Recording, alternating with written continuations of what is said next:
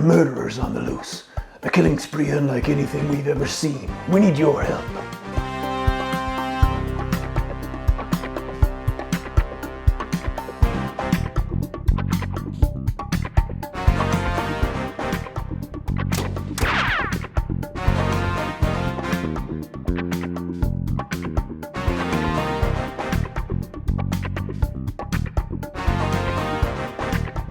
My name is Doug Honeycomb, and I'm an actual homicide detective.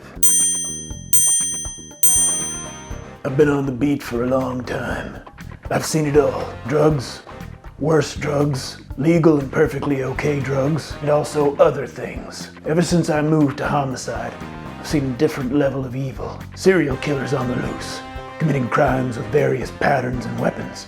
And it's your job in this game to catch the killers before they complete their nefarious plans. I would do it, but I'm too busy with detective stuff. In Crimewave California, one player takes on the role of a group of 3 killers on a rampage in California. The other players in the game will take on the role of investigators, trying to determine where each killer's hiding. Now, each killer on the board will have a secret residence where they have their base of operations out of, and it's the job of the investigators to try and find where each killer is hiding and take them to trial. This is a classic game of cat and mouse where the killers will attempt to create enough public panic to win, while the investigators try to put each killer behind bars. And each killer will have a signature murder type. There are 4 different types of murder methods. And everybody knows any types of murder outside of these 4 types aren't true murder, just death-induced misunderstandings. From the start of the game and as the game progresses, there will be more and more crime scenes put on the board. And each crime scene will have a victim marker, as well as evidence tiles and a signature murder method. Now, these crime scenes have to be within 3 spaces of the responsible killer's location. That's because each killer can only kill within their comfort zone, which is within 3 spaces of their exact hideout. These killers want to be comfortable, okay? Put on their sweats, put a nice record on, and do some pipe swinging murder. Is that so much to ask? Now, the players controlling the investigators can use the actions on their turn to move around the board and investigate the crime scenes to figure out who did it in this whodunit. Investigators can verify unverified evidence to fill up the case files for each killer, and that'll be useful later when they're put on trial. Each piece of evidence has a point value and a different number that has to be rolled to verify that evidence.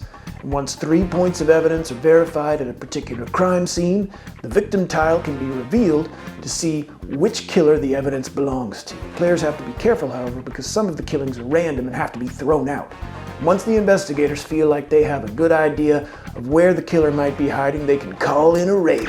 If they're correct, then the killer goes straight to trial. Now, if the killer isn't at that location, then they get to increase their spook meter because they're getting spooked from all the raids. This track will give the killers benefits like random murder methods, increased comfort zones, or a completely new residence. The killer has to go to trial. The investigators need to finish the trial with 10 points of evidence or more to convict the killer. All the evidence collected against the killer so far will count towards the total, but the investigators can also play prosecution cards to help their case, while the killer can play defense cards. The defense might be really convincing too, like they might say, "Wasn't me, case closed." The defense cards will reduce the total points for the prosecution before resolving the trial, and if the players have 10 prosecution points left, then the glove fits, as it were. Don't worry about the timeline problems with that joke.